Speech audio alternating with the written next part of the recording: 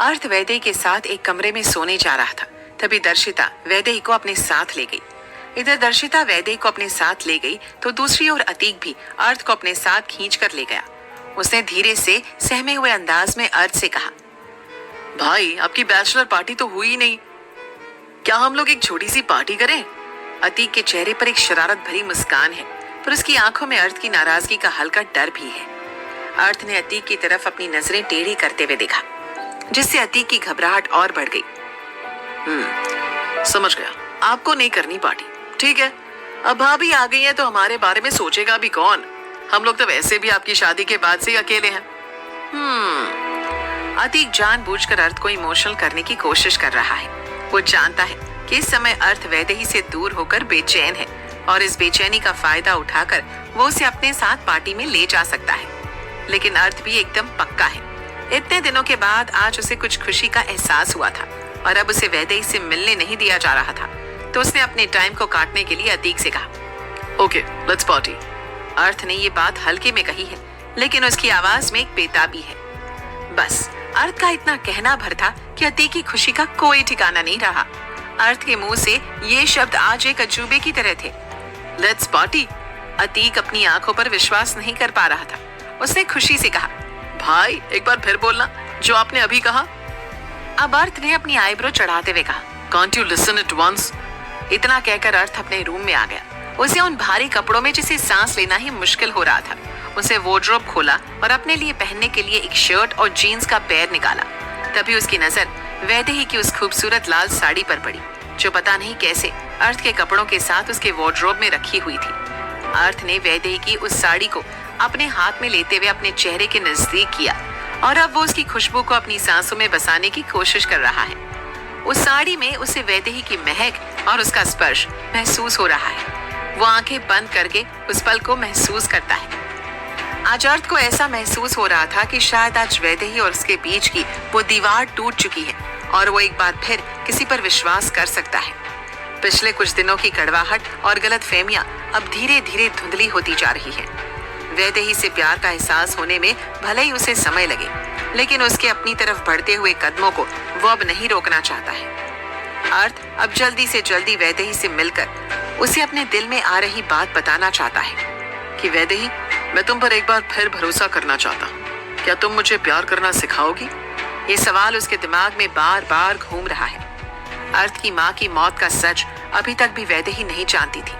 अगर उसे पता होता कि उसके पिता का इसमें कोई हाथ नहीं है और ये सब एक गहरी साजिश का हिस्सा है, तो शायद वो उस झूठे और फरेबी सरनेम को अपने पास्ट से जाकर भी मिटाने की सोचती। इधर अर्थ भी वैदेही की माँ का सच अभी नहीं जानता था कि आखिर क्यों वैदेही वर्मा फैमिली की बेटी के नाम से बड़ी हुई है। आखिर क्या सच है उसकी अपनी माँ का? अर्थ ने अपने विचारों से बाहर आते हुए वैदेही की साड़ी को वापस अपने ही कबर्ड में रख दिया है। अब तो उसे आदत डालनी थी वैदेही से अपनी जिंदगी बांटने की। अपनी 16 साल की उम्र से जिस वैदेही को अर्थ अपनी पत्नी बनाने की चाह रखता आया था, आज वो पूरे रीति रिवाज से उसकी पत्नी बन चुकी थी और अब देवांश ने उनके बीच की एक आखिरी दीवार को भी गिरा दिया था।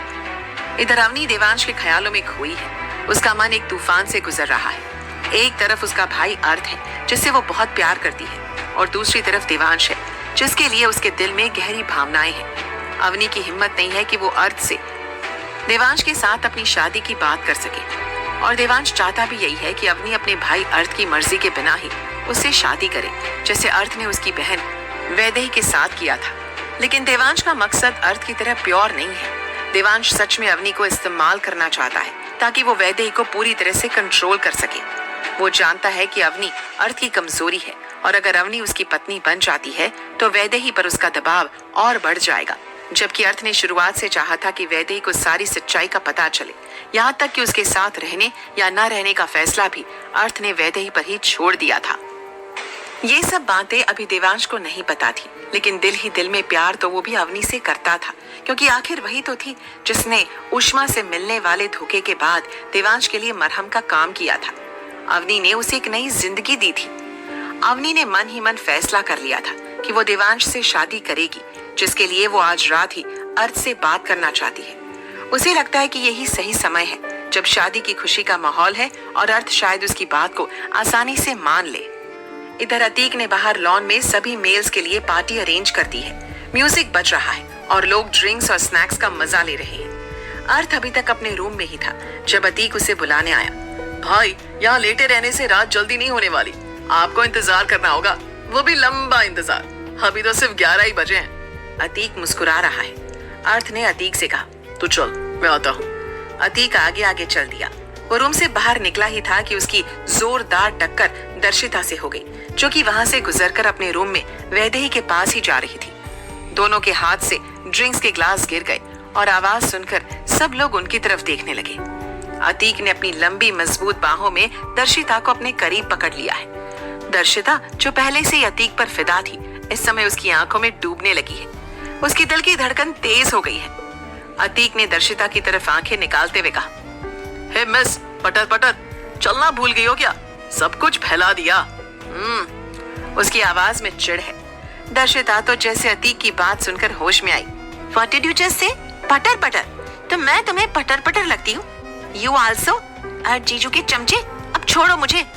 दर्शिता ने चिढ़ते हुए कहा। तो अतीक ने भी दर्शिता को संभलने से पहले ही छोड़ दिया, जिसकी वजह से वो फ्लोर पर गिर पड़ी। अतीक घुटनों के बल उसके करीब बैठा और उसके चिन को अपने हाथों में लेते हुए कहा, अगली बार संभल कर चलना, मैं अपनी बाहें नहीं देने वाला तुम्हें संभालने के लिए। इतना कहना था कि अतीक वहां से उठकर चला गया। दर्शिता की आंखों में आंसू थे, पर उसने उन्हें पलकों के पीछे ही रोक लिया।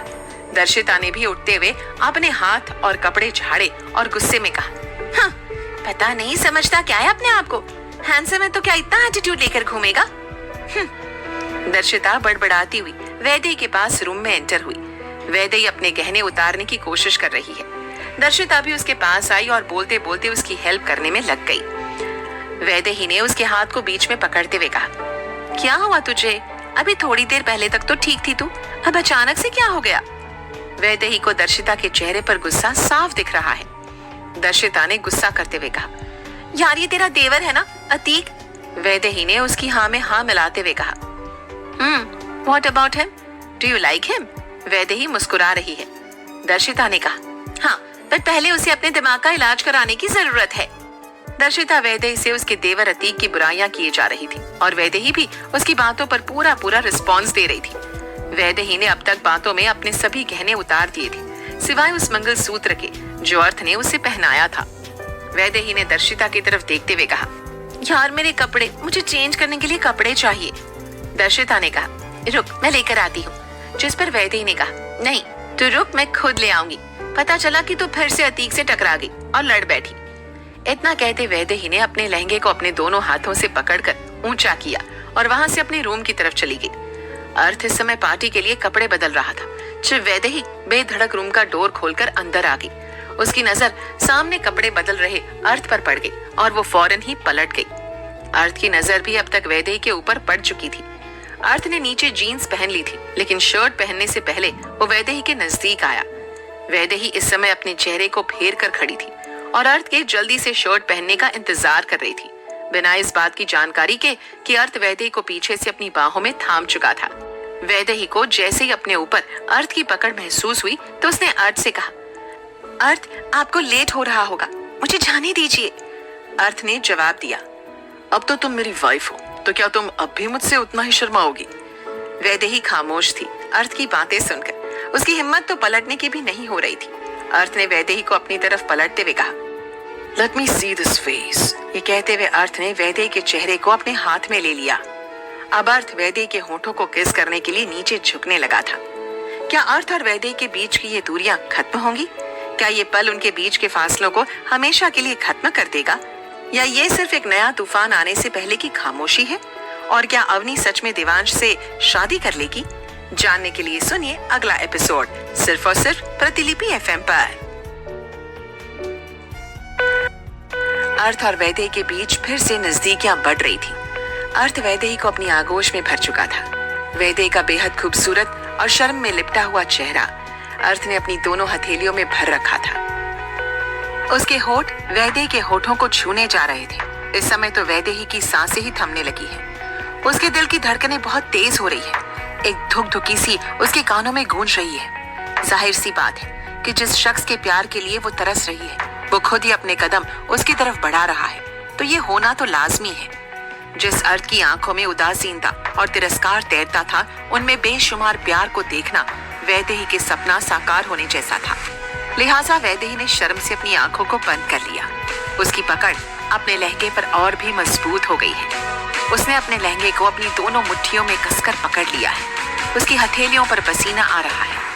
अर्थ झुकते हुए अब थोड़ा और करीब आ चुका था वैदेही के। अगले ही पल अर्थ और वैदेही के बीच की वो दूरियां मिटने को ही थी कि तभी दर्शिता और अवनी डोर खोलकर अंदर आ गए। एक पल के लिए सामने के नजारे को देखकर दोनों शर्मा गए।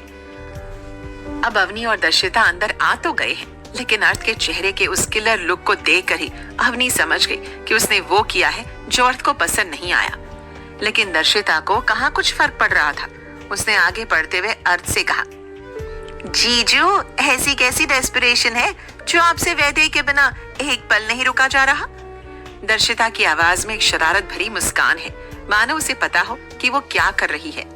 इस पर अर्थ ने जवाब दिया, वो वैदेही थी जो इस रूम में आई थी। I was about to leave। कहते हुए अर्थ ने शर्ट पहनकर उसके बटन्स लगाए और उन सबको वहां छोड़ते हुए बाहर आ गया। वैदेही ने भी आंखें निकालकर दर्शिता को घूरा, जैसे वो कहना चाह रही हो कि उन्हें वहां नहीं आना चाहिए था, लेकिन अब क्या ही कर सकते थे। उसके करीब आता हुआ अर्थ एक बार फिर वहां से जा चुका था। वैदेही ने जल्दी से अपने उन भारी भरकम कपड़ों से निजात पाते हुए अर्थ के रूम में ही डेरा जमा लिया, क्योंकि अब अर्थ रात से पहले फ्री होने वाला नहीं था। इस बीच वैदेही ने चेंज करके खूबसूरत सिल्क की साड़ी पहन ली है। वैदेही को इस ड्रेस में देखकर अवनी भी वैदेही की तारीफ करने से अपने आप को रोक नहीं पा रही है। भाभी, आप और भाई एकदम मेड फॉर ईच अदर लगते हो। एक तरफ भाई का ऑलवेज एंग्री लुक और वहीं आपका एकदम शांत और स्वीट लुक। आग और पानी की तरह हो आप दोनों। उन तीनों के बीच बातें जारी थी। इस दौरान अर्थ नीचे लॉन में पहुंच चुका था, जहां पर वो पार्टी अतीक ने अरेंज की थी। अर्थ के आते ही सेलिब्रेशन थोड़ा और उफान पर आ गया। आज उस सेलिब्रेशन में देवांश और पारितोष भी शामिल थे। भले ही खुशी से नहीं, लेकिन पारितोष अपनी दोस्त वैदेही की खुशी के लिए और देवांश के अपने खुद के कारण थे ये करने के लिए। सभी लोग डांस और एंजॉयमेंट में बिजी थे और वक्त का किसी को कोई आइडिया ही नहीं हुआ। रात के लगभग 11 बज चुके थे तब जाकर अतीक की मस्ती खत्म हुई। इस दौरान अर्थ ने काफी ड्रिंक कर ली थी। नशा उस पर हावी तो नहीं था, पर मस्ती और शुरूर की खुमारी जरूर उस पर छाई हुई थी। जीवन के इस नए अनुभव को उसने शायद पहले कभी महसूस नहीं किया, लेकिन ज्यादा ड्रिंक लेने की वजह से अब तो उसे बस उसका बेड याद आ रहा था। पूरे रात और दिन की थकान इस समय अर्थ पर हावी हो चुकी थी। अर्थ ने जाकर अपने रूम का डोर खोला और थकान और नींद में चूर अर्थ अपनी शर्ट रिमूव करके वैदेही की बगल में जाकर सो गया, या यूं कहे कि ढेर हो गया। इधर वैदेही तो पहले से ही अर्थ का इंतजार करते करते सो चुकी थी। रात के 12 बजे के लगभग जब सब लोग सो चुके थे, तब देवांश के रूम का डोर नॉक हुआ। देवांश, जो लगभग नींद की आगोश में जा चुका था, उसे दरवाजे पर दस्तक सुनी तो उसकी नींद टूट गई। वो सतर्क हुआ और फौरन जाकर डोर खोला तो देखा कि सामने अवनी खड़ी है।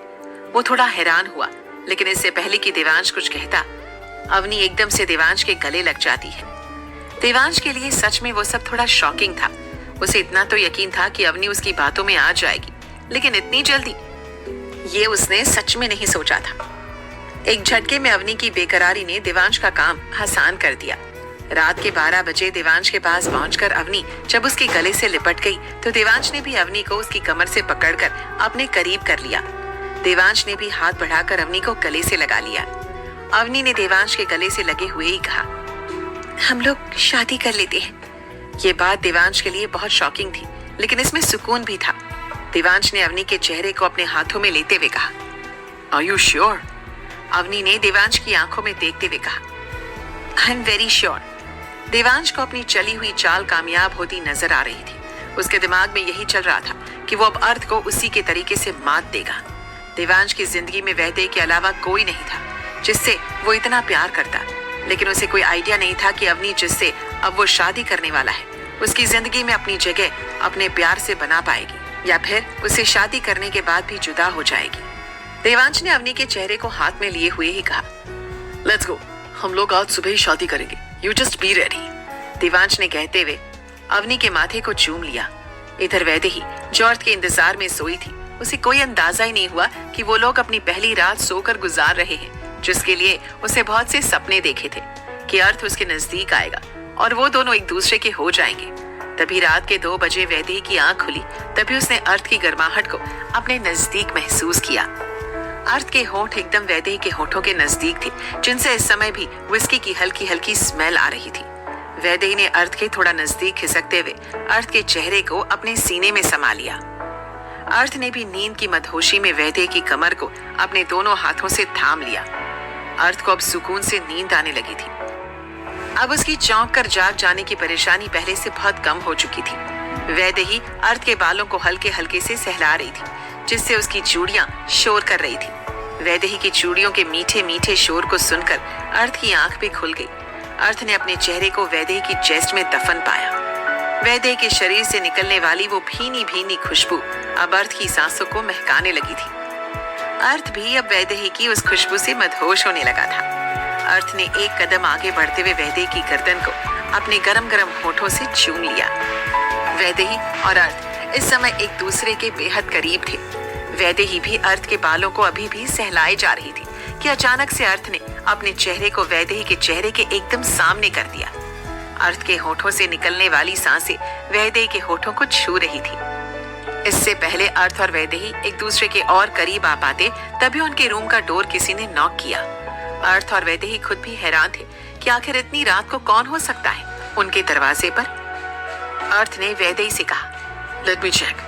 इतना कहने के बाद अर्थ बेड से उठा और अपनी शर्ट पहनते हुए अर्थ ने अपने रूम का डोर खोल दिया। सामने अतीक खड़ा था, जिसके चेहरे के भाव एकदम उड़े हुए लग रहे थे। अतीक के पीछे दर्शिता भी खड़ी थी और उसके चेहरे पर भी सेम ही एक्सप्रेशंस थे, जैसे वो किसी को लेकर परेशान हो। अब तक वैदेही भी अपने कपड़ों को संभालते हुए वहां आ चुकी थी। अर्थ ने अतीक से पूछा, रात के 2 बजे तेरे चेहरे पर 12 क्यों बजे हैं? Is everything all right? Atiq ने पैनिक होते हुए कहा, भाई अवनी कहीं नहीं मिल रही है, दर्शिता ने मुझे आकर बताया। इतनी देर में दर्शिता ने बोलना शुरू किया, आज रात को मेरा और अवनी का साथ में सोने का प्लान था, लेकिन जब वो नहीं आई तो मैं उसे देखने उसके रूम में गई, लेकिन वो मुझे कहीं नहीं मिली। उसके बाद मैंने उसे सब जगह देख लिया, लेकिन वो कहीं नहीं मिली मुझे।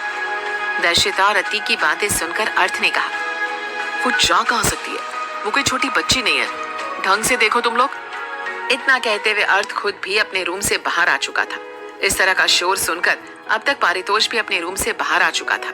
सबके चेहरे के उड़े हुए रंग को देखते हुए पारितोष ने दर्शिता से पूछा, सब ठीक है ना? सब लोग परेशान लग रहे हैं। तब दर्शिता ने पारितोष को बताया, हम लोग अवनी को ढूंढ रहे हैं, वो हमें कहीं नहीं मिल रही है। क्या तुमने उसे कहीं देखा है? पारितोष ने कुछ सोचते हुए जवाब दिया, हाँ, मैंने उसे देवांश के रूम की तरफ जाते हुए देखा था। उसके बाद मैंने ज्यादा ध्यान नहीं दिया। पारितोष की इतनी बात सुनते ही सभी लोग देवांश के रूम की तरफ दौड़े, लेकिन जैसे उन्होंने डोर खोला तो उन्हें वहां कोई दिखाई नहीं दिया। वो रूम एकदम खाली था। अब आगे सबके दिमाग में यही चल रहा था कि आखिर देवांश और अवनी जा कहां सकते हैं। तभी उनकी सोच को विराम देने के लिए अर्थ के घर की डोर बेल बजी। आखिर कौन होगा इतनी रात में अर्थ के घर के दरवाजे पर?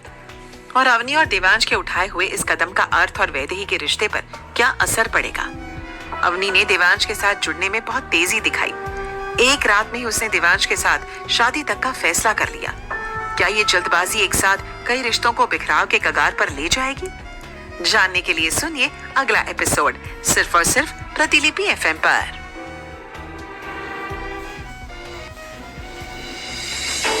दर्शिता ने दौड़कर मेन डोर खोला तो सामने देवांश खड़ा है और उसके पीछे अवनी खड़ी है। दोनों को देखते अर्थ की आंखें आग उगलने लगी है। एक पल के लिए जैसे पूरा घर सन्नाटे में डूब गया हो।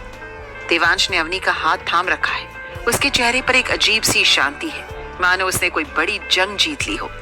अर्थ तेज कदमों से चलता हुआ देवांश के पास पहुंच जाता है। उसकी हर चाल में एक तूफान छिपा है।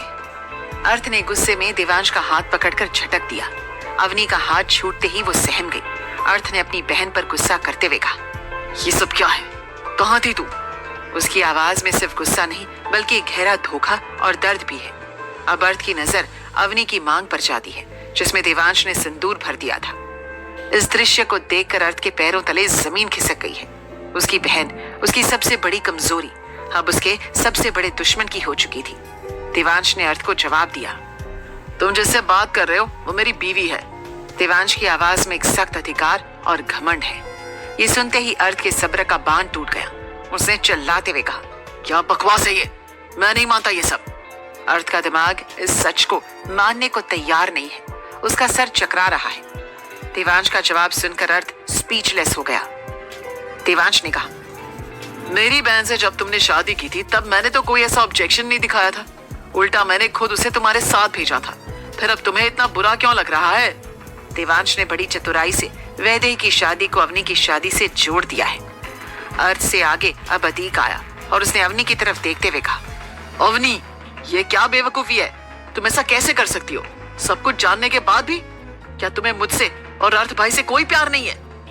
अतीक की आवाज में दर्द और निराशा है। उसकी आंखों में आंसू है। अवनी इस समय खामोश है और सबकी बातें खामोशी से सुन रही है। उसके चेहरे पर शर्म और पछतावा है। सिर्फ देवांश ही है जो बोले जा रहा है। अर्थ को तो अवनी की झुकी हुई नजरों से ही अंदाजा हो गया है कि वो इस समय कुछ भी समझना नहीं चाहती। अर्थ ने देवांश की तरफ देखते हुए कहा, तुमने अच्छा रिवेंज लिया मुझसे, तुम जीत गए। इतना कहते हुए अर्थ ने अपने कदम वापस अपने रूम की तरफ मोड़ दिए। उसके दिल में एक गहरा भाव हो चुका है, एक और धोखा जो उसे तोड़ रहा है। देवांश के चेहरे का वो घमंड बता रहा था कि उसने आज अर्थ दीवान को हरा दिया था। इसीलिए अर्थ कभी अपनी जिंदगी में कोई कमजोरी नहीं लाना चाहता था, क्योंकि उसे पता था कि कोई ना कोई इसका फायदा जरूर उठाएगा। वो नहीं चाहता था कि कोई भी उसकी हार का कारण बने। उसके बचपन में देवांश के डैड ने उसकी माँ के साथ गलत किया था और अब देवांश ने उसकी बहन के साथ। अर्थ ने अंदर जाकर अपने रूम का डोर लॉक कर लिया। अब एक एक करके सभी लोग वहां से जा चुके हैं। अवनी उसी तरह देवांश के पीछे खड़ी है। तभी देवांश ने उसका हाथ पकड़ते हुए कहा, तुम मेरे साथ मेरे रूम में चलोगी। अवनी ने ये कदम अच्छा समझकर लिया था, लेकिन देवांश के इरादे अभी भी साफ नहीं थे। उसने अवनी से शादी किस इंटेंशन से की थी ये कोई नहीं जानता था। वैदेही ने जाकर डोर को नॉक किया, लेकिन अर्थ ने डोर नहीं खोला। वो पहले अपनी लाइफ में कमजोरी पाल चुका था, जिसका खामियाजा उसे आज भुगतना पड़ गया था। लेकिन अब वो वैदेही के करीब आकर उसे अपनी कमजोरी नहीं बनने देना चाहता है। वैदेही को लगा कि शायद देवांश ने जो कदम उठाया है उसकी वजह से अर्थ उससे नाराज है, लेकिन यहाँ तो मामला एकदम उलट है। वैदेही के काफी देर दरवाजा पीटने के बाद अर्थ ने डोर खोल दिया। अर्थ के एक हाथ में बैग था जिसमें उसने अपने कपड़े पैक किए हुए हैं। अर्थ ने रूम से बाहर आते हुए कहा, पैक योर लगेज, हम लोग अभी वापस जा रहे हैं। उसकी आवाज में एक सख्त हुक्म था जिसे टालना नामुमकिन था। वैदेही ने चौंकते हुए कहा, ये आप क्या कर रहे हैं? अभी तो रात के 3 बजे हैं। वैदेही का दिल बैठ गया है। उसे कुछ समझ नहीं आ रहा है। अर्थ ने गुस्से भरी नजरों से वैदेही की तरफ पलटकर देखा और कहा, वैदेही, मुझे मेरी बातें रिपीट करने की आदत नहीं है। मेक इट क्विक, मैं कार में वेट कर रहा हूँ। इतना कहते ही अर्थ वहां से बाहर आ गया। वैदेही को सच में अर्थ का बिहेवियर कभी समझ नहीं आया था। अभी थोड़ी देर पहले अर्थ वैदेही के इतने नजदीक आ रहा था और अब अचानक से इतना गुस्सा हो चुका था कि जैसे अवनी का देवांश से शादी करना वैदेही की गलती हो। लेकिन वैदेही ने किसी बात का विरोध नहीं किया और अगले 15 मिनट में अपना बैग पैक करके वहां से नीचे आ गई। अर्थ ने कार पहले से स्टार्ट की हुई थी। शंभू काका ने वैदेही का सामान कार की डिक्की में रखा और वैदेही आकर अर्थ की बगल वाली सीट पर बैठ गई। अर्थ ने तो वैदेही को कपड़े बदलने तक का मौका नहीं दिया था। वैदेही उसी लाल सिल्क की साड़ी को संभालते हुए कार में बैठ गई थी।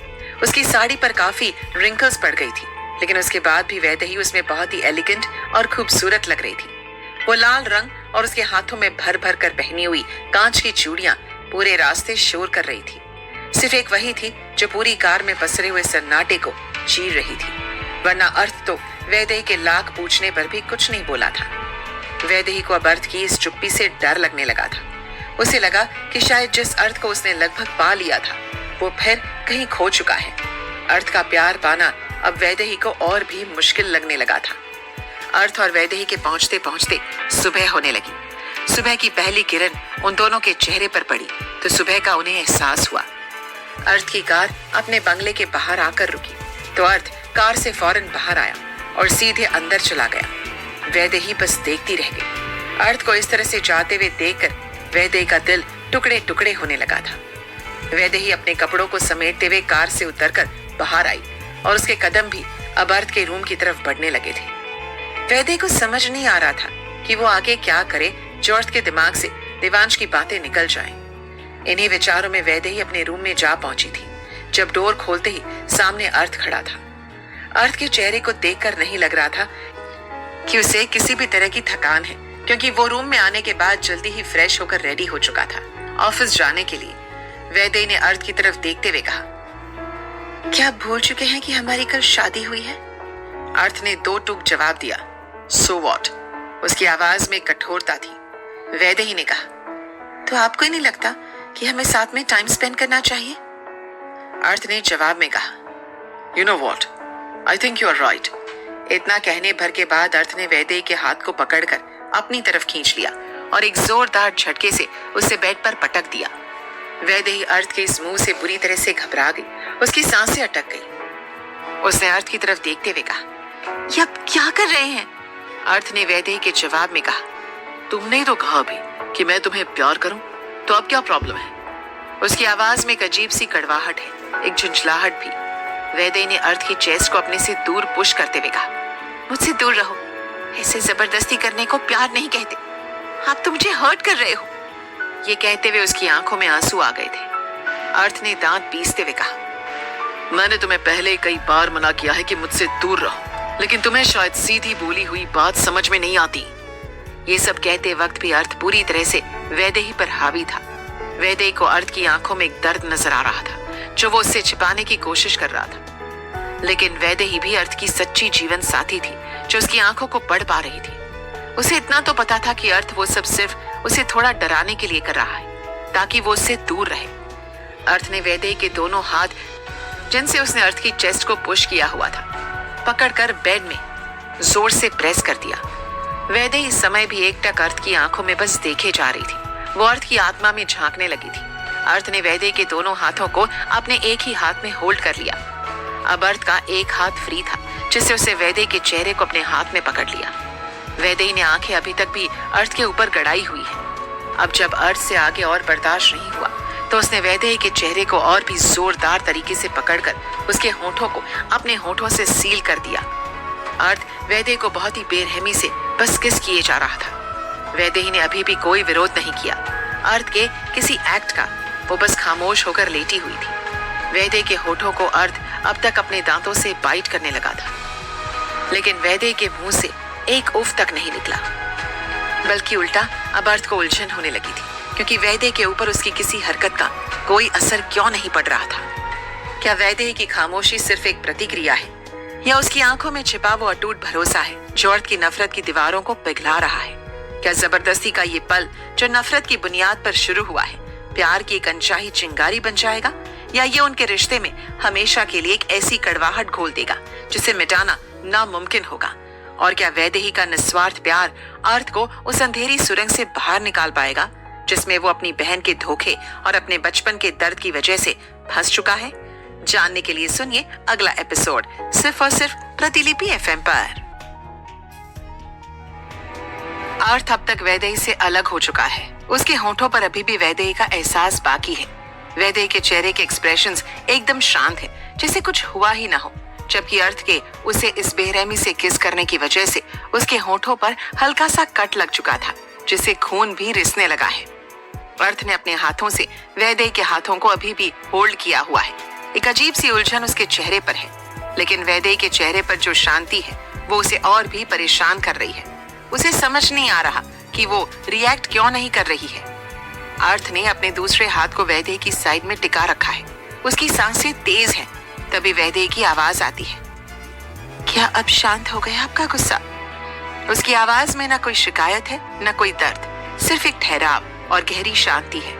वैदेही के मुंह से ये बात सुनकर अर्थ को अब गिल्टी फील होने लगी है, क्योंकि वो कभी भी वैदेही को इस तरह से हर्ट नहीं करना चाहता था। अर्थ ने वैदेही की बात का जवाब उसे इस तरह होल्ड किए हुए दिया। आई एम सॉरी, मैं ऐसा नहीं करना चाहता था। कहते हुए उसकी नजर वैदेही के हाथों पर जाती है, जहां उसकी उंगलियों की पकड़ अभी भी मजबूत है। अर्थ के जोर से प्रेस करने की वजह से उसकी कुछ चूड़ियां उसकी कलाई में ही चटक गई थी। चूड़ियों के टूटने से जो दर्द होगा, वैदेही ने उसे एक पल के लिए भी जाहिर नहीं होने दिया। अर्थ के चेहरे पर अब गुस्से की जगह पछतावा है। अर्थ ने फौरन वैदेही के हाथों को छोड़ दिया। एक गहरा सदमा उसके चेहरे पर है।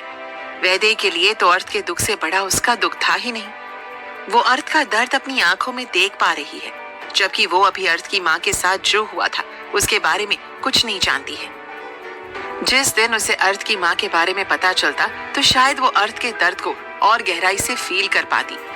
वैदेही ने सिर्फ कहा नहीं था कि वो उसका साथ देगी, वो अर्थ का साथ दे भी रही है, बिना किसी शर्त के, बिना किसी समझौते के। अर्थ ने फौरन वैदेही को बेड से उठाया और उसको बिठाते हुए उसके हाथों से बह रहे खून को देखकर कहा, आई am really sorry, I should control my anger. इसके बाद अर्थ ने पुष्पा को आवाज दी। अर्थ की आवाज में फिक्र साफ दिख रही थी। पुष्पा, जल्दी आओ। पुष्पा दौड़ते हुए अर्थ के रूम के डोर तक आ गई। उसने उनका डोर खोलने से पहले एक बार नॉक किया तो अर्थ ने उसको फौरन अंदर आने के लिए कहा, don't waste time and come inside. Pushpa हड़बड़ाते हुए उनके रूम में दाखिल हुई। उसने देखा कि अर्थ वैदेही के हाथों को होल्ड करके बैठा है, जिनसे खून बह रहा था। अर्थ ने उसे फौरन फर्स्ट एड बॉक्स ढूंढने के लिए कहा। पुष्पा अर्थ के रूम की साफ सफाई करती थी तो उसे ज्यादा टाइम नहीं लगा फर्स्ट एड बॉक्स ढूंढने में।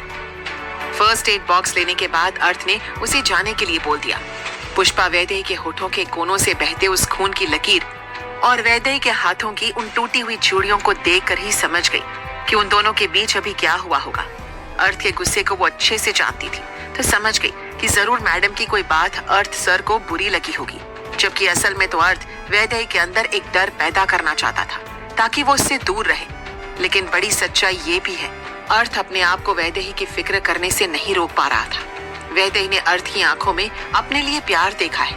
वो जानती है कि अर्थ उसे चाहता है, लेकिन उसके भाई देवांश की चाल ने अर्थ को एक बार फिर से अतीत के भंवर में खींच लिया है। वैदेही एक टक अर्थ को ही देखे जा रही है। अर्थ एक एक करके उसके हाथों से उन चूड़ियों के टुकड़ों को निकाल रहा है और वैदेही के मुंह से एक उफ तक नहीं निकल रही है। अर्थ ने वैदेही से कहा, चलो मेरे साथ, we need to wash it. इसके बाद अर्थ अपने साथ वैदेही को वॉशरूम में ले गया, जहां उसने वैदेही के हाथों से बह रहे खून को अच्छे से साफ किया और एंटीसेप्टिक से उसकी चोट को वॉश किया। अब जाकर वैदेही को थोड़ी जलन महसूस हुई अपनी चोट में और उसने अपने चेहरे को अर्थ के सीने में छिपा लिया।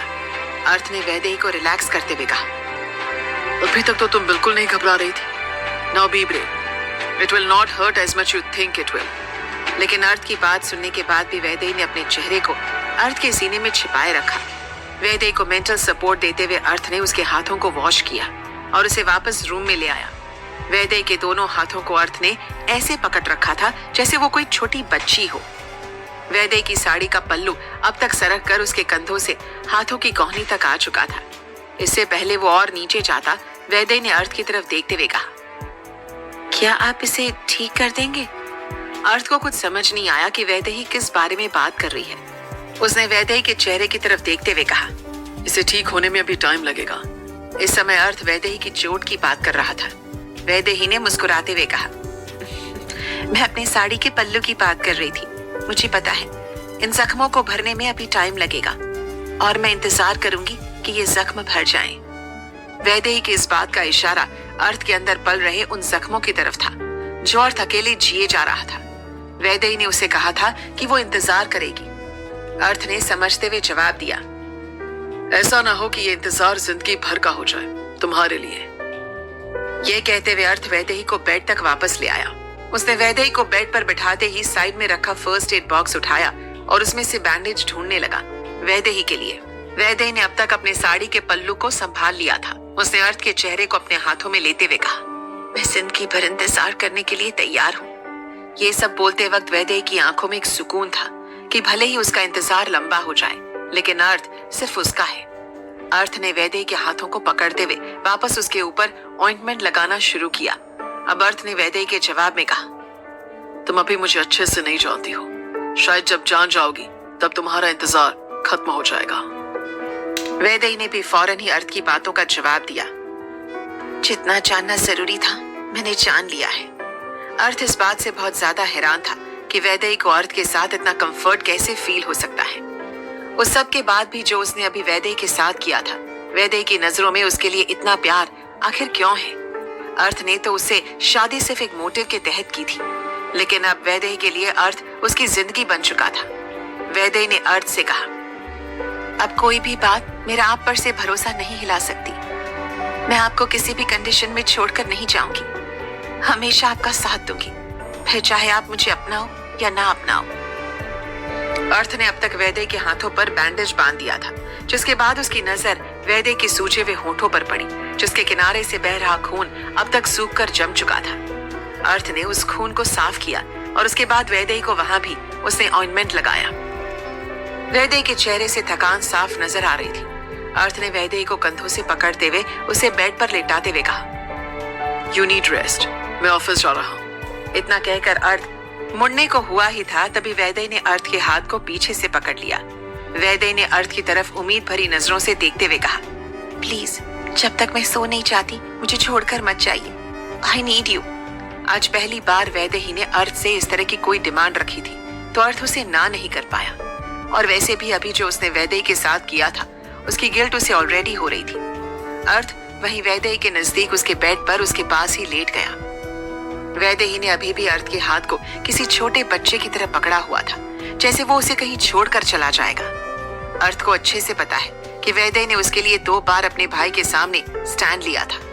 वाकई में कुछ तो बात है इस लड़की में, बहुत धैर्य और प्यार है इस लड़की के दिल में, जो सिर्फ और सिर्फ अर्थ के लिए था। वैदेही ने अपनी शादी की एक एक रस्म को पूरे दिल से जिया था, लेकिन उसके बाद उनकी पहली रात पर जब वो एक होने ही वाले थे कि देवांश ने एक बार फिर से अर्थ और वैदेही के बीच दीवार खड़ी कर दी थी। इधर वैदेही के साइड में रखे हुए अर्थ के फोन पर अतीक का फोन आया, तो अर्थ ने हड़बड़ाहट में वैदेही के ऊपर झुकते हुए अपने फोन को उठाकर साइलेंट कर दिया। वो नहीं चाहता था कि वैदेही की नींद इस समय खराब हो। वैदेही बड़े ही सुकून से अर्थ के एक हाथ को पकड़कर सोई हुई थी। अर्थ जो इस समय वैदेही के ऊपर झुका हुआ था, लेकिन इससे पहले वो अपनी जगह वापस आता, वैदेही ने अपनी दोनों बाजुओं से अर्थ की गर्दन पर घेरा बना लिया। अब तो वो अर्थ को अपने से दूर कहीं नहीं जाने देने वाली थी। अर्थ भी वैदेही को डिस्टर्बेंस न हो, सिर्फ इसी वजह से उसके करीब लेट गया। वैदेही बड़े ही सुकून से सोई हुई थी। अर्थ को भी कोई आइडिया नहीं हुआ कि कब वो वैदेही के बंधन में उसके करीब सो गया। वैदेही अपनी तरफ से पूरी कोशिश करने वाली थी कि अर्थ उसके प्यार को समझे और अपने दुख को भूल जाए, लेकिन कहते हैं ना कि जब तक बीमारी का पता न चले तब तक उसका इलाज करना संभव नहीं है। तो अभी वैदेही के लिए अर्थ की परेशानी को पूरी तरह से जानना बाकी था। शायद तभी वो उसका इलाज कर सकती थी, लेकिन अर्थ खुद से उसे ये सब कभी नहीं बताने वाला था। तो ऐसे में या तो अतीक या देवांश, यही वो 2 लोग हैं जो वैदेही को सच बता सकते हैं। क्या वैदेही की खामोशी और सहनशीलता अर्थ के दिल की दीवारों को तोड़ पाएगी, या अर्थ खुद ही अपनी नफरत और गुस्से के जाल में फंसकर रह जाएगा? क्या वैदेही की ये खामोशी अर्थ की नफरत को पिघला पाएगी, या अर्थ अपनी बहन के धोखे का बदला वैदेही से लेकर खुद ही अपने बनाए जाल में फंस जाएगा? जानने के लिए सुनिए अगला एपिसोड सिर्फ और सिर्फ प्रतिलिपि एफएम पर। अर्थ और वैदेही दोनों ही अब सो चुके हैं, लेकिन अर्थ की आंख रात में खुली जब उसे भूख का एहसास हुआ। दोनों ने ही सुबह से कुछ नहीं खाया था, जिसकी वजह से वैदेही को तो नहीं, लेकिन अर्थ की थोड़ी तबीयत बिगड़ने लगी थी। अर्थ बेड से उठने की कोशिश में लड़खड़ा गया। उसका शुगर लेवल काफी डाउन हो चुका था। सिर में एक अजीब सा हल्कापन महसूस हो रहा था। इसी दौरान लड़खड़ाते वक्त उसका हाथ साइड टेबल पर रखे हुए एक फ्लावर वाज से लड़ गया, जो फौरन ही जमीन पर गिरकर चकनाचूर हो गया। कांच के टुकड़े फर्श पर बिखर गए। इस शोर को सुनकर वैदेही की फौरन आंख खुल गई। उसका दिल घबराहट से तेजी से धड़कने लगा। उसने जैसे ही अर्थ की तरफ देखा, वो समझ गई कि अर्थ की तबीयत खराब होने लगी है। उसने बिना एक पल गंवाए अर्थ की बाजुओं को थाम लिया। वैदेही के खुद के हाथों में भी चोट थी, लेकिन उसे सिर्फ अर्थ की फिक्र हो रही है। इस समय अपने दर्द का उसे कोई एहसास नहीं है, क्योंकि इससे पहले भी उसने अर्थ की तबीयत को बिगड़ते हुए देखा था। तब वो उसे ऐसी हालत में देखकर बुरी तरह घबरा गई थी।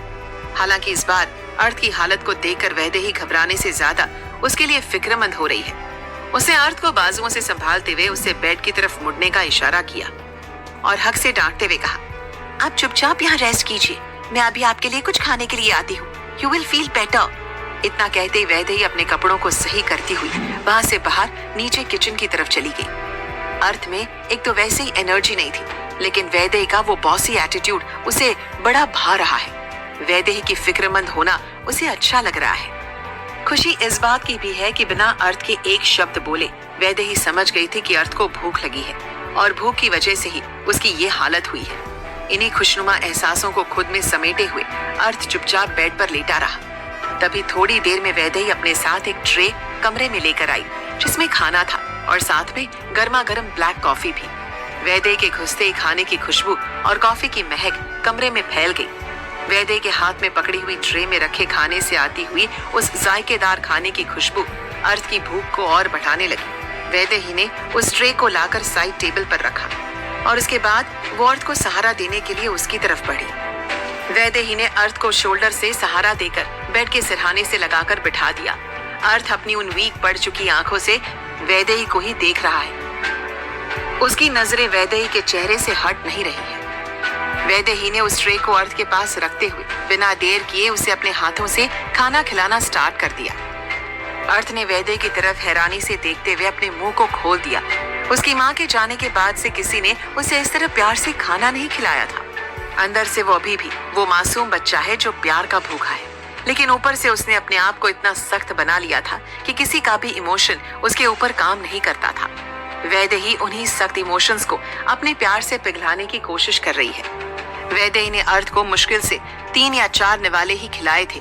तभी अर्थ ने उसके हाथ को उसकी हथेली से पकड़ते हुए कहा, अब इन हाथों को रेस्ट दो, तुम्हें पहले ही चोट लगी है, अब मैं खा सकता हूँ। वैदेही ने अर्थ को एक बार फिर डांटते हुए कहा, हाँ पता है कि आप अपना ख्याल खुद रख सकते हो, लेकिन फिलहाल मुझे आपकी कोई बात नहीं सुननी, तो अपना मुंह बंद रखो और चुपचाप से खाना खाओ। वैदेही की इस फटकार को सुनने के बाद अर्थ ने अब आगे कुछ नहीं कहा। जब वैदेही ने अर्थ को पूरा खाना खिला दिया तो वो वहां से उठकर जाने लगी। तभी अर्थ ने उससे पीछे से टोकते हुए पूछा, और तुम्हारा खाना कहाँ है? वैदेही पलटी और मुस्कुराकर जवाब दिया, आपको खाते देखकर ही मेरा पेट भर गया है। लेकिन अर्थ उसे कैसे भूखे सोने दे सकता था। वो अपनी जगह से उठा और अब अर्थ ने आवाज लगाकर पुष्पा को वैदेही के लिए खाना लाने के लिए कहा। पुष्पा तो बड़ी हैरान थी कि आखिर अर्थ सर को क्या हो गया है। अभी दोपहर में तो दोनों के बीच काफी कुछ हुआ और अब इतनी परवाह। मानो या ना मानो, अर्थ सर प्यार तो करते हैं अपनी वैदेही मैडम से। ये सब बातें वो साथ काम में लगे एक और सर्वेंट से बोल रही थी। थोड़ी देर में अर्थ के रूम में वैदेही के लिए खाना पहुंचाया जा चुका था। अर्थ वो खाने की ट्रॉली लेकर सोफे पर बैठी वैदेही के पास आ चुका था। उसने ट्रे को आगे करते हुए कहा, चलो खाओ इसे। वैदेही ने मासूम चेहरा बनाते हुए कहा, आप भी मुझे अपने हाथों से खिलाइए ना प्लीज। अर्थ ने वैदेही की तरफ थोड़ी ठंडी निगाहों से घूरते हुए कहा, तुम्हारे हाथ तो अभी सलामत है, फिर खुद क्यों नहीं खाती तुम? वैदेही ने भी बच्चों की तरह जिद करते हुए कहा, मैंने भी तो आपको अपने हाथों से खिलाया था ना, फिर आपको क्या प्रॉब्लम है? अर्थ को वैदेही की हरकतें बचकानी लग रही है। ये लड़की भी अजीब है, कभी इतनी मैच्योर तो कभी एकदम बचकानी हरकतें करती है। अर्थ भी वैदेही की रिक्वेस्ट पर उसे खाना खिलाने लगा। थोड़ी देर में दोनों ने अपना खाना खत्म कर लिया, लेकिन अब काफी सो लेने की वजह से दोनों की आंखों में नींद गायब हो गई थी। ऐसे में अर्थ अपनी रूम की बालकनी में सोफे पर आकर बैठ गया। उसका ध्यान इस समय उस तारों में चमकते हुए आसमान की तरफ है, जिसमें वो एक स्पेशल तारे को ढूंढने की कोशिश कर रहा है, जिसे वो अक्सर निहारा करता था। वैदेही वहीं रूम के डोर पर खड़े होकर अर्थ को ही निहार रही है, लेकिन काफी देर ऐसे ही खड़े रहने के बाद वैदेही वापस अपनी जगह आकर बेड पर लेट गई। वैदेही थोड़ी देर बाद फिर से नींद के आगोश में चली गई थी, जबकि अर्थ अभी भी बाहर बालकनी में बैठा हुआ अपने विचारों में गुम था। आधी रात तक तो अर्थ को अंदाजा ही नहीं हुआ कि वो वहीं सोफे पर अपने रूम की बालकनी में ही सो गया था। रात में जब लगभग 1 बजे उसकी आंख खुली तो वो उठकर अपने रूम की तरफ आ गया। रूम की लाइट जली हुई थी और वैदेही उसके बाद भी काफी गहरी नींद में सोई हुई थी। वैदेही के हाथ इस समय बेड पर इस कदर फैले हुए थे कि अगर अर्थ उसके हाथों को नहीं समेटता तो उसके सोने के लिए बेड पर जगह ही नहीं बचने वाली थी। अर्थ वैदेही के हाथों को उठाकर बड़े आराम से साइड करने लगा तो वैदेही के हाथों में रची मेहंदी को देखकर अर्थ को अवनी की कही एक बात याद आ गई। भाई, ये जो मेहंदी वैदेही भाभी के हाथों में लगी है, शादी की पहली रात को आपको इसमें अपना नाम ढूंढना है, जो भाभी ने छिपा कर रखा है। अर्थ ने उससे तब पूछा था, ये कौन सी रस्म है जिसके बारे में तुझसे जानना पड़ रहा है? तब अवनी ने अर्थ से कहा था, भाई ये रस्म ज्यादा पुरानी नहीं है, शादी की पहली रात की एक नई बनाई हुई रस्म है ये, लेकिन करनी तो आपको पड़ेगी ही। मैं भाभी से पूछूंगी कि मेरे ब्रिलियंट भाई ये कर भी पाए या नहीं। अवनी की ये बातें अर्थ के जहन में गूंज गई थी। उसने वैदेही के उन हाथों को अपने हाथों में लिया और उसकी मुट्ठी खोलते हुए उसकी मेहंदी में अपने नाम को ढूंढने लगा। लेकिन सर्च में अर्थ की नेविगेशन स्किल्स का तो कोई जवाब ही नहीं था। उसने कुछ ही पलों में वैदेही की हथेली पर लिखे अपने नाम को ढूंढ लिया है। खूबसूरत सी मेहंदी में रचे अपने नाम को ढूंढने के बाद अर्थ ने नीचे झुकते हुए वैदेही की हथेलियों को किस कर लिया। वैदेही नींद में हुए उस एहसास से अपनी हथेलियों को समेटने लगी, लेकिन अर्थ ने उसके हाथों को बड़ी ही नजाकत से थामा हुआ था। वैदेही की नींद में इन क्यूट और अडोरेबल हरकतों से अर्थ उसके करीब आने लगा, लेकिन उसे छूने या प्यार करने नहीं, बस उसे निहारने के लिए। वो वैदेही की खूबसूरती को नकार नहीं सकता था। वो बेहद खूबसूरत और अट्रैक्टिव है। अर्थ ने अपने पिलो को सरकाकर वैदेही के नजदीक किया और अपने एक हाथ की कोहनी पर अपने सिर को टिकाकर वो वैदेही को ही देख रहा था। उसकी नजर वैदेही के होठों पर पड़ी, जहां आज उसने वो निशान बना दिया था। उसे अपने उस किए पर बहुत अफसोस हो रहा था। अर्थ ने वैदेही के चेहरे की तरफ अपने हाथ बढ़ाए और उसके होठों को छुआ, जहां उसने वो निशान बनाया था। अर्थ ने वैदेही के चेहरे की तरफ देखते हुए कहा, आई एम सॉरी वैदेही, तुम इस तरह की लाइफ जीना डिजर्व नहीं करती हो। मैंने अपने बदले की आग में तुम्हें भी झुलसा दिया। I am really sorry.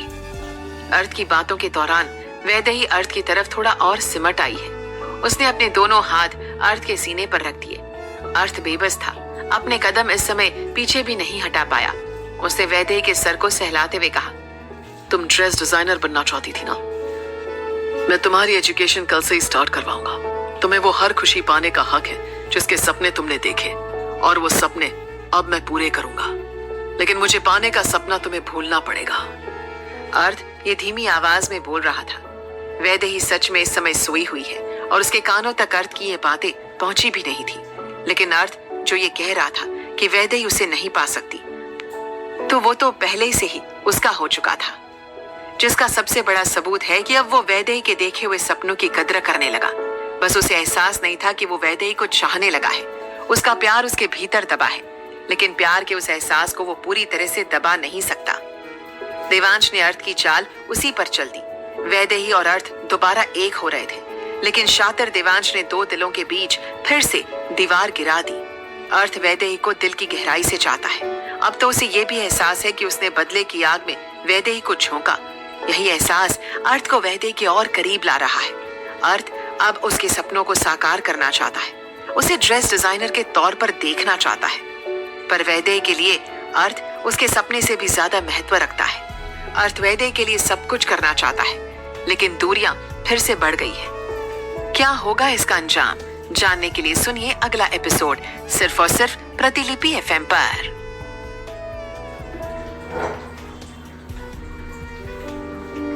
Vaidehi को बड़े ही सुकून की नींद आ रही थी और अब तक तो अर्थ भी सो चुका था, लेकिन आज रात फिर वही डरावना सपना अर्थ को परेशान कर रहा है। उसकी रूह कांप रही है। उसके माथे और पीठ पर पसीने की बूंदें चमक रही है। उसका पूरा शरीर पसीना पसीना हो गया। वो बेचैनी से एकदम से उठकर बैठ गया। इस समय अर्थ की सांसें काफी तेज तेज चल रही थी। उसका दिल इतनी जोर से धड़क रहा था कि उसे लग रहा था मानो वो उसकी छाती से बाहर निकलकर आ जाएगा। वैदेही को आज तक अर्थ की इस परेशानी के पीछे का कारण नहीं पता था कि आखिर ऐसी क्या बात है जो अर्थ की रातों की नींद खराब कर देती है। वैदेही अर्थ की माँ के बारे में अभी कुछ नहीं जानती थी। अर्थ के चौंक कर जागते वैदेही की भी आंख खुल गई। उसने घबराते हुए जैसे ही अर्थ को देखा, वो फौरन उठकर उसकी बगल में बैठ गई और अर्थ के कंधों पर हाथ रखते हुए कहा, अर्थ, आर यू ऑल राइट? आपको ऐसे देखकर मुझे डर लग रहा है। ऐसी क्या बात है जो आपको रातों को सोने नहीं देती? वैदेही की आवाज में न सिर्फ फिक्र थी बल्कि गहरा प्यार भी था। अर्थ वैदेही के हाथों को अपने कंधों से हटाते हुए वहां से उठ खड़ा हुआ और सीधे अपने रूम के ड्रॉवर में रखी हुई अपनी स्लीपिंग पिल्स निकालकर खाने लगा। लेकिन जैसे वैदेही ने ये नोटिस किया कि अर्थ स्लीपिंग पिल्स लेने के लिए उठा है, तो उसने फौरन अर्थ की तरफ बढ़ते हुए उसके हाथों से वो पिल्स लेकर डस्टबिन में फेंक दी। वैदेही की ये हरकत देखकर अर्थ के चेहरे के एक्सप्रेशंस पूरी तरह बदल गए। उसकी आंखों में गुस्सा और बेबसी साफ झलक रही थी। उसने गुस्से में वैदेही को उसकी दोनों बाजुओं से कसकर पकड़ते हुए कहा, ये क्या हरकत है? Do you know how desperately I need this? I can't sleep without it. उसकी आवाज में एक दर्द भरा रोष था। वैदेही ने अर्थ की आंखों में देखते हुए पूरी दृढ़ता के साथ कहा, Let me help you. उसकी आवाज में वो शांति थी जो अर्थ के भीतर के तूफान को शांत कर सकती थी। वैदेही की निगाहों में अपने लिए इतनी फिक्र और प्यार देखकर अर्थ ने अपने हाथों की पकड़ उसकी बाजुओं से ढीली कर दी। वैदेही ने अर्थ का हाथ थाम लिया और उसे वापस बेड की तरफ ले आई। वैदेही ने थोड़ा उचकते हुए अर्थ को उसके कंधों से बेड पर बिठा दिया। वैदेही इस समय अर्थ को ऐसे देख रही थी जैसे उसके पास उसकी सभी परेशानियों का हल है, बस वो उसके सामने अपनी परेशानियों को खुलकर बताए तब सही। लेकिन अर्थ था कि वैदेही के सामने अपनी जिंदगी को खुलकर नहीं रख रहा था, जिसकी वजह से वैदेही तो बार बार अपने कदम उसकी तरफ बढ़ा रही थी, लेकिन अर्थ नहीं बढ़ा पा रहा था। वैदेही ने अर्थ को आराम से बेड पर लेटने के लिए कहा और रूम की लाइट्स ऑफ कर दी। इस समय सिर्फ वैदेही की करवट पर साइड टेबल का लैंप हल्की रोशनी के साथ जल रहा था। वैदेही ने अपने पिलो को सरकाकर अर्थ के करीब कर दिया और अब वो अपनी कोहनी टिकाकर अपनी नाजुक उंगलियों से अर्थ के बालों को सहला रही थी और उसके कोनों में एक मीठी मीठी सी धुन गुनगुना रही थी जो अर्थ के कानों में मिश्री सी घोल रहा था। वैदेही के सुकून भरे स्पर्श से अर्थ की पलकें भारी होने लगी। जब उसने नोटिस किया कि वो सो चुका है तो वो वहीं उसके सीने पर अपना सर रखकर सो गई। वैदेही को अर्थ की खुशबू और गर्माहट दुनिया की किसी भी कीमती चीज से ज्यादा प्यारी थी, बल्कि ये कहना गलत नहीं होगा कि अर्थ ही उसका कीमती खजाना है जिसे वो किसी भी कीमत पर खोना नहीं चाहती थी। इधर अतीक अर्थ को कॉल कर करके परेशान हो रहा था, लेकिन अर्थ ने इस समय किसी के भी कॉल का जवाब नहीं दिया। हार कर अतीक ने फैसला किया कि वो अगली सुबह ही वहां से घर के लिए निकलेगा। उसे अंदर से ये डर भी सता रहा था कि कहीं अर्थ के साथ कुछ गलत ना हो गया हो। इस बीच दर्शिता ने अतीक को इस मुश्किल समय में सहारा दिया। अतीक अभी तक भी ये बात बर्दाश्त नहीं कर पा रहा था कि अवनी ने देवांश से शादी कर ली है। आखिर हो क्या गया है उस लड़की के दिमाग को? अतीक यही सोच रहा था जब दर्शिता ने उसे समझाते हुए कहा, देवांश भाई बुरे इंसान नहीं है, मुझे तो लगता है दोनों एक दूसरे से प्यार करते हैं, तभी उन्होंने शादी की है। दर्शिता के मुंह से इस बात की उम्मीद अतीक को नहीं थी। उसने उस पर गुस्सा करते हुए कहा, क्या कहा तुमने? वो बुरा इंसान नहीं है, तुम जानती ही क्या हो उसके बारे में? दर्शिता ने अतीक के गुस्से को भांप लिया। उसने अतीक से शांत लहजे में कहा, देखो तुम बेकार में इतना गुस्सा हो रहे हो। मुझे लगता है कि तुम्हें उन दोनों के रिश्ते को एक्सेप्ट कर लेना चाहिए और उन्हें एक मौका देना चाहिए। दर्शिता के मुंह से ये बात सुनकर अब अतीक का पारा 7वें आसमान पर चढ़ चुका था। उसने दर्शिता पर गुस्सा करते हुए कहा, get out of my room. अगर तुम्हारे पास यही सब है कहने के लिए तो बेटर होगा कि तुम मुझसे दूर रहो। ऐसा कहते हुए अतीक की आंखें जैसे आग उगल रही थी। दर्शिता को अतीक की इस बात पर बहुत गुस्सा आया, क्योंकि जिस नजरिए से वो उनके रिश्ते को देख रही थी उसे उसमें कोई भी बुराई नजर नहीं आ रही थी। लेकिन अतीक का नजरिया वो अभी जानती नहीं थी। अतीक एक तो पहले से परेशान था, ऊपर से दर्शिता की बातों ने उसे और भी परेशान कर दिया। लेकिन इस समय ऐसे लोगों के साथ रहने से अच्छा वो अकेले रहना चाहता है। अतीक को अर्थ की वो बात याद आई जब उसने अतीक से कहा था कि वो अवनी को देवांश के घर काम करने से रोके, लेकिन तब अतीक ने उसकी बातों को सीरियसली नहीं लिया था और अब उसके पास पछताने के अलावा कोई और रास्ता नहीं बचा। इधर देवांश उस सुबह ही अवनी को लेकर अपने घर के लिए निकल गया था। जब वो घर पहुंचा तो सीधे वो रूम में जाकर रेस्ट करने चला गया, जबकि अवनी इस समय उसकी जरूरत को महसूस कर रही थी, क्योंकि उसने देवांश के लिए अपने भाई अतीक और यहाँ तक कि अर्थ को भी छोड़ दिया था और इस समय देवांश उसे सहारा देने की जगह अपने रूम में आराम कर रहा था। उसने अवनी का सामान अपने सर्वेंट को वैदेही के रूम में रखने के लिए कहा था, लेकिन आखिर क्यों उसने उसे अपने रूम में नहीं रुकने दिया? अवनी भी जैसे तैसे करवटें लेते हुए सो चुकी थी। अगली सुबह अर्थ की आंख खुली तो वैदेही उस समय बेड पर मौजूद नहीं थी, लेकिन उसके परफ्यूम की वो भीनी भीनी खुशबू पूरे बिस्तर पर बिखरी हुई थी। अर्थ ने उठकर पहले 1 घंटे जिम किया, उसके बाद वो नहाने के लिए चला गया। अर्थ ने रूम में आकर एक कॉल लगाया और वैदेही की स्टडीज को कंटिन्यू कराने के लिए सारी फॉर्मेलिटी पूरी करने के लिए कहा। वो जल्द से जल्द वैदेही को उसका सपना वापस करना चाहता था। वैदेही नीचे ब्रेकफास्ट टेबल पर अर्थ का इंतजार कर रही थी। आज उसने सारा ब्रेकफास्ट अपने हाथों से बनाया है। अर्थ सीधे ऑफिस जाने के लिए रेडी होकर नीचे आया। अर्थ को सीढ़ियों से नीचे आते देखकर वैदेही के चेहरे पर एक खूबसूरत सी मुस्कुराहट बिखर गई। अर्थ मुस्कुराया तो नहीं, लेकिन सरप्राइज जरूर हुआ, क्योंकि जितना ब्रेकफास्ट वैदेही ने उसके लिए बनाया था वो सब उसका फेवरेट था और लग रहा था कि वो न जाने कितने बजे जागी होगी उस ब्रेकफास्ट को बनाने के लिए। अर्थ ब्रेकफास्ट के लिए टेबल पर आकर बैठा ही था कि तभी उसके घर की डोर बेल बजी। पुष्पा ने जाकर डोर खोला तो सामने अतीक और उसके साथ दर्शिता खड़े थे। अतीक ने अर्थ को आराम से ब्रेकफास्ट टेबल पर बैठे देखकर मुंह बना लिया। उसने अर्थ से नाराज होते हुए कहा। वाह भाई, आपका सही है। मैं वहाँ भूखा प्यासा मर रहा था आपकी टेंशन में, और आप हो कि यहाँ आराम से भाभी के हाथ का बना ब्रेकफास्ट कर रहे हो। अर्थ ने हैरान होते हुए पूछा। तुझे कैसे पता कि ये ब्रेकफास्ट वैदे ने बनाया है?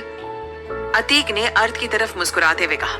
भाई, और कौन बता सकता है? आपकी पसंद नापसंद वैदे ही भाभी को। वैसे इस ब्रेकफास्ट पर मैं और दर्शिता भी इनवाइटेड है। अतीक की बातों के दौरान दर्शिता वैदेही से गले मिलकर ब्रेकफास्ट टेबल पर बैठ चुकी थी। वैदेही ने सबके लिए ब्रेकफास्ट सर्व किया और खुद भी उन्हें ब्रेकफास्ट के लिए ज्वाइन किया। वैदेही अर्थ के मुंह से सुनना चाहती थी कि उसे वो ब्रेकफास्ट पसंद आया या नहीं, लेकिन अर्थ को तो बिना समझाए इस तरह के काम करने की आदत ही नहीं थी। उसने वैदेही के चेहरे को देखकर भी नहीं समझा कि वो क्या कहना चाहती है। अतीक ने अर्थ की तरफ सीरियस नजरों से देखा और उससे पूछा, भाई, अवनी का क्या करे? कहीं वो वेदांश हमारी अवनी के लिए कोई प्रॉब्लम क्रिएट ना करे। अर्थ ने अतीक से कहा। मैं देवांश से बात करूंगा। मुझे पता है उसने ये सब वैदे के लिए किया है, और वो चाहता है कि अगर हम साथ में खुश हैं तो वो अवनी की खुशियों का ख्याल रखेगा। मैं उससे आज सौदा करने जाऊंगा। उसे अभी भी वैदे को लेकर मुझ पर विश्वास नहीं है, और उसने अवनी को सिर्फ एक सिक्योरिटी के तौर पर इस्तेमाल किया है। तभी वैदेही ने बीच में टोकते हुए कहा, मैं भाई से बात करूंगी इस बारे में। वो ऐसे अवनी को इस्तेमाल नहीं कर सकते। लेकिन अर्थ ने उसे इस सब से दूर रहने के लिए कहा। वो नहीं चाहता कि वैदेही अपनी पढ़ाई से भटके और किसी और बात पर ध्यान दे। ब्रेकफास्ट हो चुका है और अब अर्थ और अतीक वहां से ऑफिस के लिए निकल गए हैं। इधर अवनी की आंख खुली तो सुबह के 9 बज चुके थे। उसके रूम में चाय के 2 प्याले रखे थे, जिसमें से एक ठंडा हो चुका था और दूसरा अभी गर्म था। अवनी समझ गई कि जरूर उसके लिए कोई उसके रूम में पहले भी चाय रख कर गया था। अवनी ने अपने आप को जगाया तो उसे याद आया कि कल शाम से उसने कुछ भी नहीं खाया है। उसने अपना चाय का कप अपने हाथ में लिया और नीचे हॉल में आ गई, किचन की तरफ। अवनी ने नीचे काम कर रही एक मेड से पूछा, देवांश कहाँ है? तो मेड ने जवाब दिया, साहब तो सुबह जल्दी से रेडी होकर ऑफिस के लिए निकल चुके हैं। अवनी हैरान थी कि जो शख्स उससे शादी करके उसे इस घर में लेकर आया है, उसके खुद के पास उसे देने के लिए टाइम और प्यार दोनों ही नहीं है। वो अब खुद को ठगा हुआ महसूस कर रही थी। अब आगे देखना है कि अर्थ और देवांश के बीच क्या डील होगी। क्या अर्थ अपने बदले की आग में वैदेही के प्यार को खो देगा, या वो देवांश से डील करके अवनी की खुशियां वापस ला पाएगा? क्या देवांश अपनी चाल में कामयाब हो पाएगा, और क्या वैदेही अर्थ की इस डील में बीच में आकर एक बार फिर अर्थ और देवांश के बीच दूरियां बढ़ा देगी? जानने के लिए सुनिए अगला एपिसोड सिर्फ और सिर्फ प्रतिलिपि FM पर।